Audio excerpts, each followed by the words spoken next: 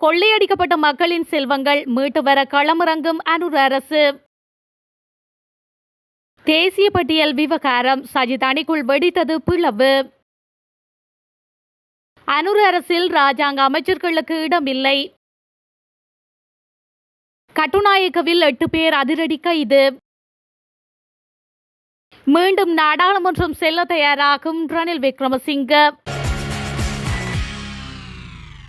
நாட்டு மக்களிடமிருந்து கொள்ளையடிக்கப்பட்ட அனைத்து செல்வங்களையும் மீட்பதற்காக அரசாங்கம் செயல்பட்டு வருவதாக வர்த்தகம், வாணிபம் மற்றும் உணவு பாதுகாப்பு கூட்டுறவு அபிவிருத்தி அமைச்சர் வசந்த சமரசிங்க தெரிவித்துள்ளார். புதிய அமைச்சராக பதவி பிரமாணம் செய்து கொண்டதன் பின்னர் ஊடகங்களுக்கு கருத்து தெரிவிக்கும் போதே அவர் மேற்கண்டவாறு கூறியுள்ளார்.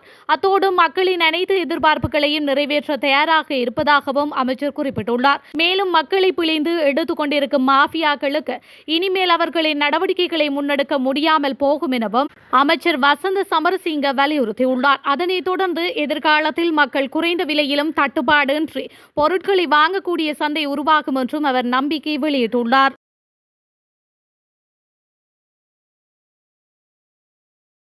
இலங்கையின் 10வது நாடாளுமன்றத்தில் முதலாவது அமர்வை எளிமையான முறையில் நடாத்த நடவடிக்கை எடுக்கப்பட்டுள்ளதாக தகவல் வெளியாகியுள்ளது. இந்த விடயத்தினை நாடாளுமன்ற செயலாளர் குஷானி ரோகணதீர தெரிவித்துள்ளார். ஜனாதிபதி அனுருகுமார திசாநாயக்க தலைமையில் நாளை மறுதினம் 21ஆம் திகதி முற்பகல் 10 மணிக்கு முதலாவது நாடாளுமன்ற கூட்டத்தொடர் ஆரம்பமாக உள்ளதாக குறிப்பிடப்படுகின்றது. அதனைத் தொடர்ந்து முற்பகல் 11:30 மணிக்கு அரசாங்கத்தின் கொள்கை பிரகடனத்தை ஜனாதிபதி முன்வைக்க உள்ளதாக நாடாளுமன்ற செயலாளர் தெரிவித்துள்ளார். அரசியலமைப்பின் 33வது ஆணா உறுப்புரையின் பிரகாரம் நாடாளுமன்ற கூட்டத்தொடர் ஒன்றின் ஆரம்பத்தில் அரசாங்கத்தின் கொள்கை பிரகடனத்தை முன்வைப்பதற்கும் அரசியலமைப்பின் 33வது ஆவணா உறுப்புரையின் பிரகாரம் நாடாளுமன்றத்தில் வைபவ ரீதியான அமர்வுகளில் தலைமை தாங்குவதற்கும் ஜனாதிபதிக்கு அதிகாரம் காணப்படுகின்றதாக சுட்டிக்காட்டப்பட்டுள்ளது. இதன்படி அரசாங்கத்தின் எதிர்கால நோக்கு தொடர்பிலான விளக்கமான பகுப்பாய்வு கொள்கை பிரகடனத்தை நாடாளுமன்றத்திற்கும் மக்களுக்கும் ஜனாதிபதி முன்வைப்பார் என நாடாளுமன்ற செயலாளர் குறிப்பிட்டுள்ளார். இந்த நிலையில் 10வது நாடாளுமன்றத்தின் முதலாவது அமர்வை எளிமையான முறையில் நடாத்துமாறு ஆலோசனை கிடைக்கப்பெற்றுள்ளதாக குஷானி ரோகணதீர தெரிவித்துள்ளமை குறிப்பிடத்தக்கது. ஐக்கிய மக்கள் சக்தியின் தேசிய பட்டியல் மூலம் 5 நியமிக்கலாம் என தெரிவிக்கப்பட்ட நிலையில் அந்த 5 யாரை நியமிப்பது என்பது தொடர்பில் கட்சிக்குள் கடும் கருத்து மோதல்கள் எழுந்துள்ளதாக தெரிவிக்கப்படுகின்றது. இதன்படி கட்சியின் செயலாளர் நாயகம் ரஞ்சித் மத்தும பண்டார, கட்சியின் தலைவர் இம்தியாஸ் பாக்கீர் மாக்கார், டலஸ் அழகபெரும, இரான் விக்ரமரத்ன மற்றும் பேராசிரியர் சரித ஹேரத் ஆகியோரே தேசிய பட்டியல் மூலம் நாடாளுமன்ற உறுப்பினர்களாக நியமிக்க முடிவு செய்யப்பட்டிருந்தது. இந்த நிலையில் ஐக்கிய மக்கள் சக்தியுடன் கூட்டணி வைத்துள்ள தமிழ் முற்போக்கு கூட்டணியின் தலைவர் மனோ கணேசன் தனக்கும் தேசிய பட்டியல் மூலம் வாய்ப்பு வழங்க வேண்டும் என கோரிக்கை முன்வைத்துள்ளார். இதனை அடுத்தே பிரச்சினை கட்சிக்குள் வெடித்துள்ளது. பங்காளி கட்சி ஒன்றுக்கு வாய்ப்பு வழங்கப்படுமாயின் அக்கட்சியின் தேசிய அமைப்பாளர் திசாதநாயகவிற்கும் வழங்கப்பட வேண்டும் என அக்கட்சியின் உறுப்பினர்கள் சிலர் கருத்து தெரிவித்துள்ளனர். கட்சியின் பொதுச் செயலாளர், தலைவர் ஆகிய இருவருக்குமே வாய்ப்பு வழங்குவது தேவையற்றது என்று மற்றொரு சாரார் தெரிவித்துள்ளனர். இதேவேளை நாடாளுமன்றத்தின் முதலாவது கூட்டம் நாளை மறுதினம் நடைபெறவுள்ள நிலையில் தேசிய பட்டியலில் இருந்து நியமிக்கப்பட்டுள்ள வேட்பாளர்கள் தொடர்பில் அந்தந்த கட்சிகள் இன்று தேர்தல் ஆணைக்குழுவிற்கு அறிவிக்க வேண்டும். இல்லையெனில் அந்த வேட்பாளர்கள் அன்றைய தினம் பதவி பிரமாணம் செய்ய முடியாது என்பதும் குறிப்பிடத்தக்கது. முன்னாள் ஜனாதிபதி ரணில் விக்ரமசிங்க மீண்டும் நாடாளுமன்றம் செல்ல தயாராகி வருவதாக கட்சி வட்டாரங்கள் தெரிவிக்கின்றன. பொது தேர்தலில் புதிய ஜனநாயக முன்னணி வெற்றி பெற்ற தேசிய பட்டியல் ஆசனத்தின் ஊடாக அவர் நாடாளுமன்றத்திற்கு பிரவேசிக்க உள்ளார். இதன்படி கட்சியின் 2 தேசிய பட்டியல் நாடாளுமன்ற உறுப்பினர் பதவிகளுக்கு நியமிக்கப்பட்ட இருவரில் ஒருவர் பதவி விலகல் செய்ய உள்ளார் என தகவல்கள் வெளியாகியுள்ளது. பின்னர் அந்த வெற்றிடத்திற்கு வேறு ஒருவரை நியமிப்பதற்கு சட்டத்தில் தடை இல்லை.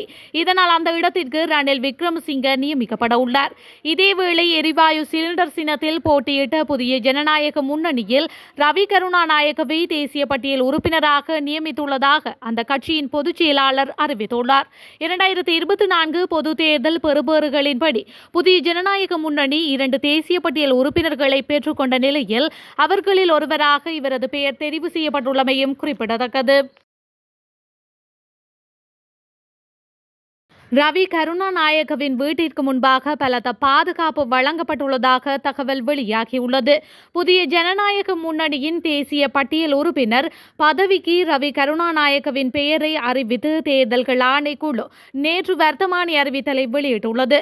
தேசிய பட்டியலில் ரவி கருணாநாயக்கவின் பெயர் உள்ளடக்கப்பட்டமை தொடர்பில் புதிய ஜனநாயக முன்னணியை பிரதிநிதித்துவப்படுத்தும் பல தரப்பினரும் நேற்று ஆட்சேபனைகளை வெளியிட்டு வருகின்றனர். ரவி கருணாநாயக்கவின் வீடு முற்றுகையிட வேண்டும் எனவும் இந்த முடிவை மாற்றியமைக்க முயற்சிகள் மேற்கொள்ளப்பட வேண்டும் எனவும் அசாத் சாலி தெரிவித்துள்ளார். இந்த நிலையில் இன்றைய தினம் ஏதேனும் அசம்பாவிதம் ஏற்படும் அச்சம் நிலவுவதால் ரவி கருணாநாயக்கவின் வீட்டிற்கு முன்பாக காவல்துறையினர் பாதுகாப்பு ஈடுபடுத்தப்பட்டுள்ளதாக தெரிவிக்கப்பட்டுள்ளது. இதேவேளை ஐக்கிய தேசிய கட்சியை பிரதிநிதித்துவப்படுத்தும் வஜிர அபேவர்த்தன நேற்று ஊடகவியலாளர் சந்திப்பொன்றை நடாத்தி தேசிய பட்டியல் உறுப்பினராக ரவி கருணாநாயக்கவின் பெயரை அனுப்பப்பட்டமை ஐக்கிய தேசிய கட்சிக்கு தெரியாது. அவரின் இந்த நடவடிக்கை ஐக்கிய தேசிய கட்சியின் யாப்புக்கு முரணாகும் என்றும் தெரிவித்துள்ளமை குறிப்பிடத்தக்கது. பொது தேர்தலில் ஜனதா விமுக்தி பெரமுன தலைமையிலான தேசிய மக்கள் சக்திக்கு வடக்கு மக்கள் வாக்களித்தது இனவாதம் மற்றும் பிரிவினைவாதத்தின் மீதான வெறுப்பையே பிரதிபலிக்கின்றது என தேசிய சுதந்திர முன்னணியின் தலைவரும் முன்னாள் நாடாளுமன்ற உறுப்பினருமான விமல் வீரவன்ச தெரிவித்துள்ளார். இது வழக்கத்திற்கு மாறான ஆணை என்றும் இதை அரசு புரிந்து கொண்டு செயல்பட வேண்டும் என்றும் அவர் கூறியுள்ளார். கனேடிய தமிழ் சங்கம் போன்ற நிறுவனங்கள் மீண்டும் இனவாத மதவாத பிரிவினைவாத கோரிக்கைகளை முன்வைத்துள்ளதாகவும் அவற்றை திருப்திப்படுத்துவதற்கு பதிலாக ஐக்கிய நாட்டில் உள்ள அனைத்து மக்களின் விருப்பங்களையும் நிறைவேற்றுவதற்கான பயணத்தை அரசாங்கம் மேற்கொள்ள வேண்டும் எனவும் அவர் குறிப்பிட்டுள்ளார். இந்த ஆணையின் மூலம் பொருளாதார நெருக்கடி விரைவில் தீர்க்கப்பட்டு மக்களுக்கு நியாயமான நாள் அமையும் என மக்கள் எதிர்பார்க்கின்றனர் என அவர் குறிப்பிட்டுள்ளார். அரசாங்கம் சரியான பாதையில் செல்லவில்லை என்றால் மக்களை திரட்டி அதற்கு தலைமைத்துவத்தை வழங்குவதே தேசிய சுதந்திர முன்னணியின் வகிபாகம் எனவும் அவர் மேலும் குறிப்பிட்டுள்ளமை குறிப்பிடத்தக்கது. முன்னைய அரசாங்கங்களின் நடைமுறையில் இருந்து விலகி புதிய அரசாங்கம் இராஜாங்க அமைச்சர்களை நியமிக்க மாட்டாது. ஆனால் அதற்கு பதிலாக 26 தொடக்கம் 28 பிரதி அமைச்சர்களை ஓரிரு நாட்களில் நியமிக்கும் என்று அமைச்சர் ஒருவர் நேற்று தெரிவித்துள்ளார். புதிதாக பதவி பிரமாணம் செய்து கொண்ட சுகாதார மற்றும் ஊடகத்துறை அமைச்சரான கலாநிதி நலிந்த ஜெயதிச பிரதி அமைச்சர்கள் நியமனம் விரைவில் இடம்பெறும் என கொழும்பு ஊடகம் ஒன்றுக்கு தெரிவித்துள்ளார். தேர்தலுக்கு முன்னதாக நாட்டிற்கு முன்வைக்கப்பட்ட விஞ்ஞாபனத்தில் குறிப்பிடப்பட்டுள்ளவாறு இராஜாங்க அமைச்சர்கள் நியமிக்கப்பட மாட்டார்கள் என அவர் தெரிவித்துள்ளார். சில அமைச்சரவை இலாகாக்களுக்கு பிரதி அமைச்சர்கள் நியமிக்கப்படுவார்களே தவிர அனைத்து அமைச்சுக்களுக்கும் நியமிக்கப்பட மாட்டார்கள். அமைச்சின் செயலாளர்களும் மாற்றப்படுவார்கள், மீண்டும் நியமிக்கப்படுவார்கள் அல்லது புதிதாக நியமிக்கப்படுவார்கள். ஆனால் இறுதி முடிவு இன்னும் எடுக்கப்படவில்லை என்றும் அவர் கூறியுள்ளார். கட்டுநாயக்க ஆடியம்பலம் பிரதேசத்தில் சட்டவிரோதமான முறையில் நாட்டில் தங்கியிருந்த 8 பங்களாதேஷ் பிரஜைகள் கைது செய்யப்பட்டுள்ளனர். குறித்த கைது நடவடிக்கை நேற்று இடம்பெற்றுள்ளது. கட்டுநாயக்க பகுதியில் உள்ள சுற்றுலா விடுதியொன்றில் விசா இன்றி சிலர் தங்கியிருப்பதாக காவல்துறையினருக்கு வழங்கப்பட்ட தகவலை அடுத்து இந்த கைது நடவடிக்கை இடம்பெற்றுள்ளது. இதன்போது 20 மற்றும் 30 வயதுக்கு இடைப்பட்ட பங்களாதேஷ் பிரஜைகளே கைது செய்யப்பட்டுள்ளனர். மேலும் கைதானவர்கள் தொடர்பாக மேலதிக விசாரணைகளை கட்டுநாயக்க காவல்துறை மேற்கொண்டு வருகின்றனர்.